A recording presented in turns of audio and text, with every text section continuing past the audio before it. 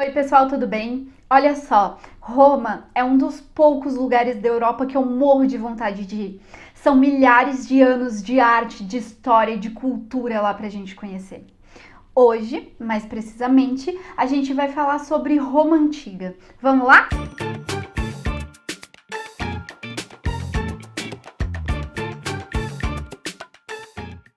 Para começar, tem muita coisa para se falar sobre Roma Antiga. A gente provavelmente precisaria de mais vídeos ou mais horas aqui.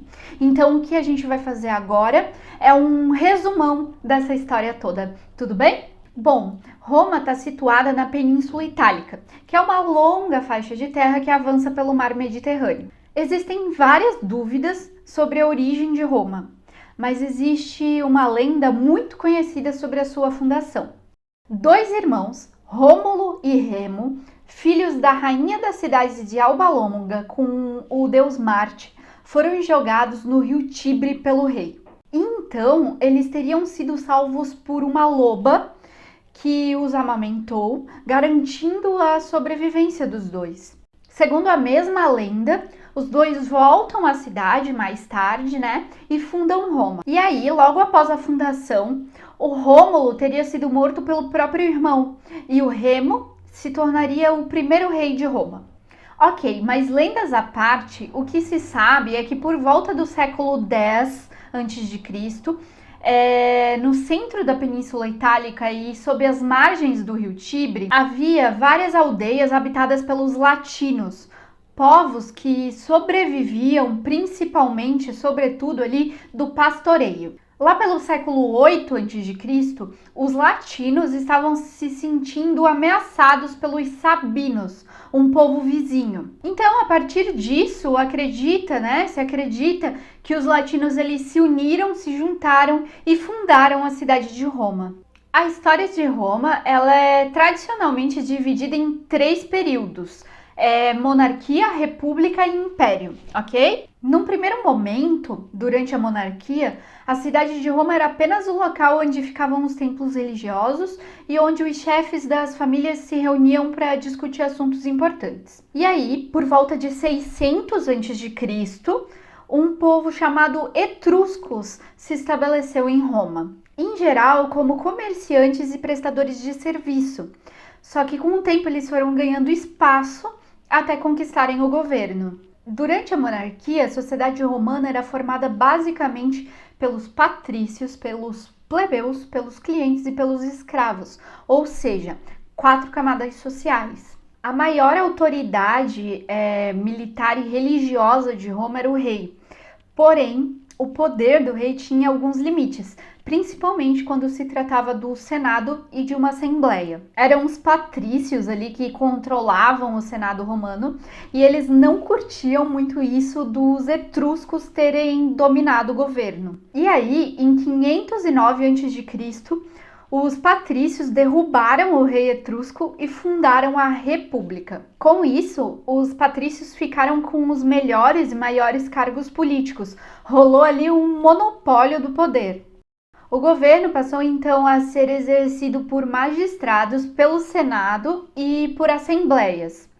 Mulheres e escravos não tinham espaço na política. Os plebeus, que eram maioria na Roma Antiga e que sabiam da sua importância tanto na economia quanto na segurança de Roma, eles resistiram aos patrícios e iniciaram uma luta por igualdade de direitos. Enquanto isso, galera, Roma expandiu seus domínios por meio da guerra. Entre os séculos 5 e 3 a.C., as legiões romanas conquistaram quase a Península Itálica todinha. E aí, com a conquista da Itália, a Roma passou a disputar a liderança com Cartago, outra liderança, outra potência daquela época. E foi daí, com a disputa pelo comércio no Mediterrâneo Ocidental, que surgiram as Guerras Púnicas. 3 guerras entre Roma e Cartago que aconteceram entre 264 e 146 a.C.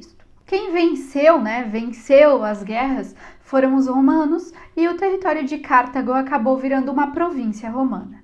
Depois de conquistar as terras do oeste, os romanos se voltam para o leste. e conquistam a Macedônia, a Grécia e parte da Ásia Menor. No século I a.C., eles conquistam Gália, invadem o Egito e o norte da África.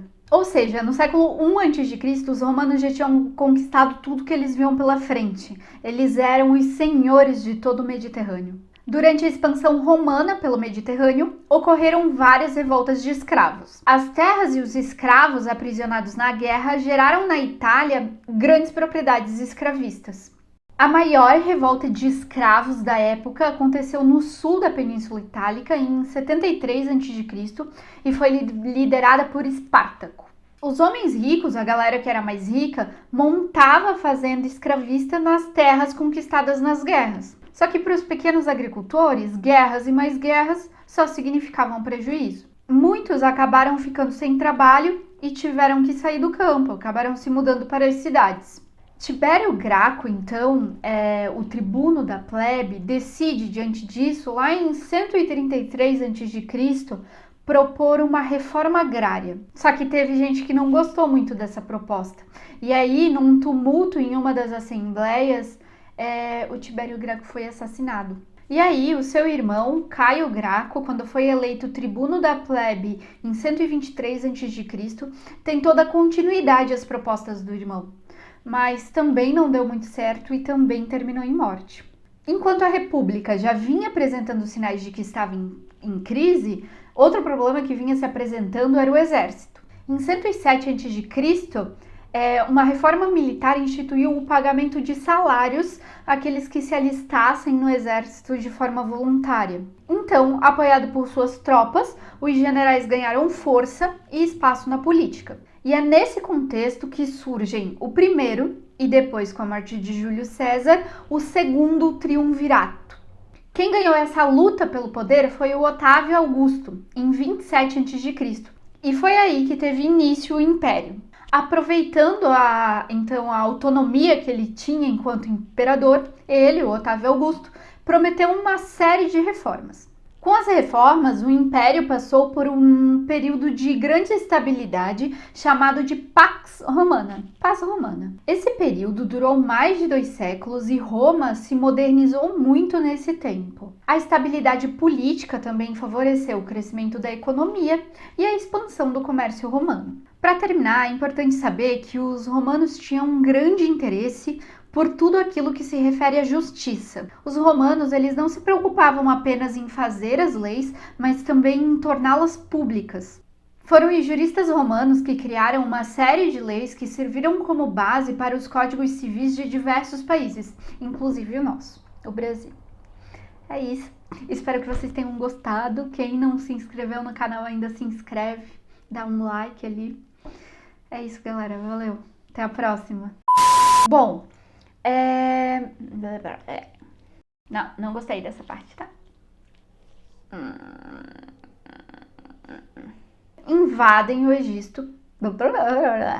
Eles eram considerados ali os senhores de todo o Mediterrâneo. Não, eles não eram considerados nada. Eu que tô dizendo.